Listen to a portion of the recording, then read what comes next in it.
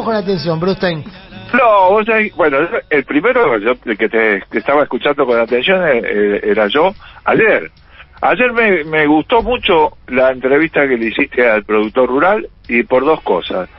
Primero porque el hombre levantó el teléfono y llamó. Es oyente nuestro, le mandamos un abrazo grande a Pablo. Sí, y planteó su problemática, y eso me pareció buenísimo.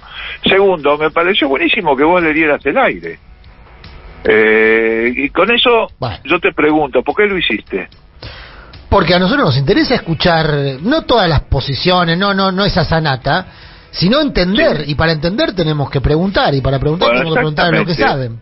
Con eso rompiste un paradigma que se viene instalando con el famoso lawfare, con las noticias falsas y todas esas cuestiones. Ahí, al hacer eso, hiciste periodismo, y hiciste un acto político que es la reivindicación de una forma de informar, ¿no? Que tiene que ver con la política. En ese sentido, eso yo me parece que es algo que los periodistas tenemos que hacer, porque ese es un acto político. No informar bien, ¿viste? Eso es político. No hacer el discurso sanatero, partidario que hacen en La Nación Más o que hacen algunos de los columnistas de Mañeto. Yo creo que con eso que hiciste vos se diferencia la idea que hay de la idea de comunicar y de informar, de un lado o de otro, y de cómo hacerlo. Me hiciste sonrojar, Me hiciste sonrojar. No, te lo digo de verdad, porque realmente me gustó. Bueno. Y hoy estabas escuchando, Luis. No, y lo que te iba a decir es esto. Yo te lo digo esto a pesar de que yo puedo coincidir o no con lo que te decía este hombre.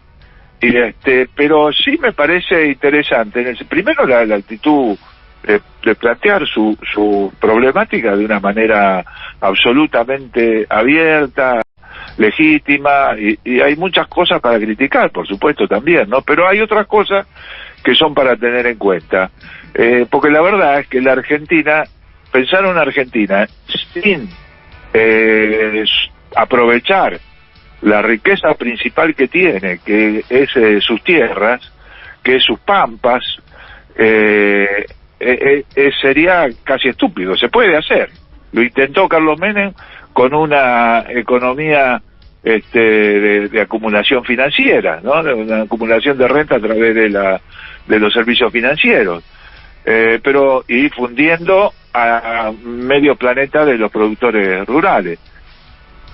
Y eso me parece que es estúpido, y tampoco se puede hacer de la otra forma, ¿no? Hacer como piensan algunos productores rurales, sobre todo los más grandes, de que solamente es una Argentina que tiene que exportar productos agrícolas y que le tienen que dejar hacer ese trabajo a ellos, y para decir eso se enroscan en banderas argentinas, todo mentira, ¿no? Toda ese circo. Pero y yo creo que en el diálogo que hicieron ustedes ayer surgió algo que es real. Cuando vos le planteaste que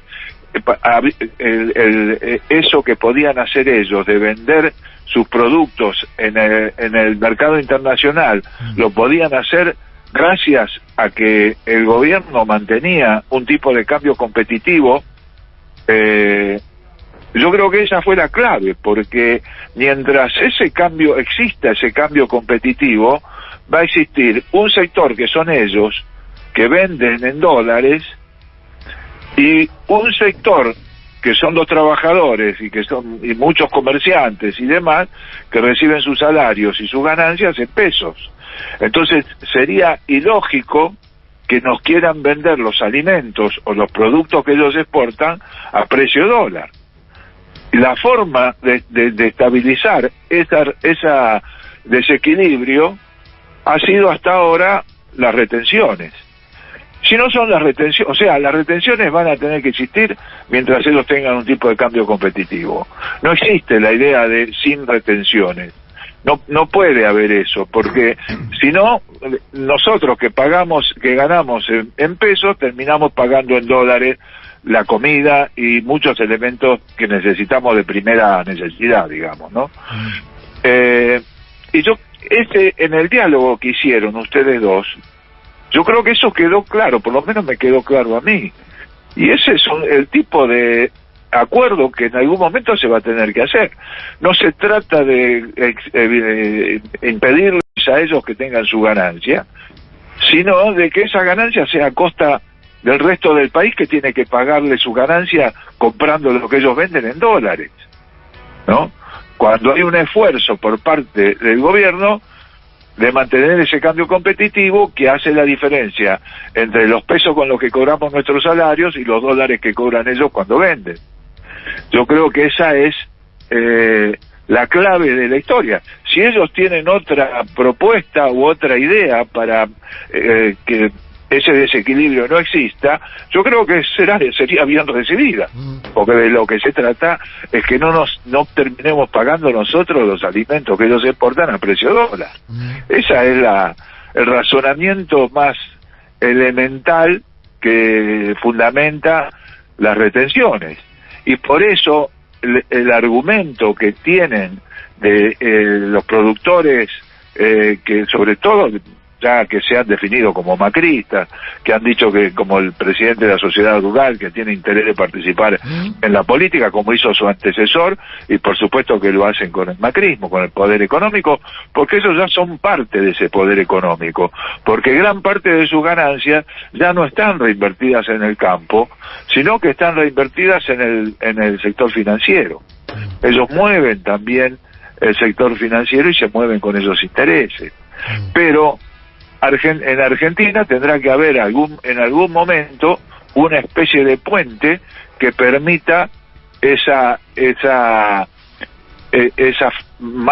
desequilibrio, ¿no? Arreglar ese desequilibrio con los desequilibrios que tiene el campo, por supuesto, porque el campo estuvo mal distribuido. El campo tiene un nivel de concentración altísimo, ¿no? Son muchísimos pequeños productores que representan un porcentaje muy chico de lo que se produce, y muy pocos grandes productores que representan la gran mayoría de lo que se produce, y son los que te mueven el índice de la balanza, ¿no?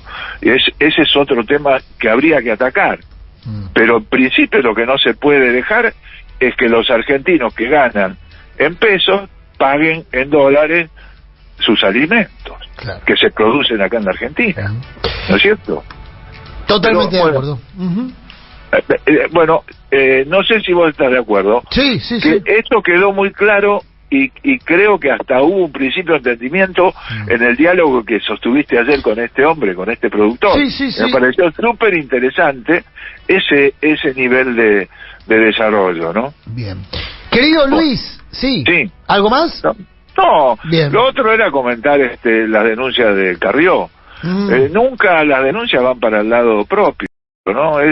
Se supone ese discurso que yo creo que ya quedó muy en claro, que el discurso de ella no es honesto, sino que es honestista. Cuando se sobreactúa un discurso es para ocultar que las denuncias que hacen sobre corrupción no tienen pruebas.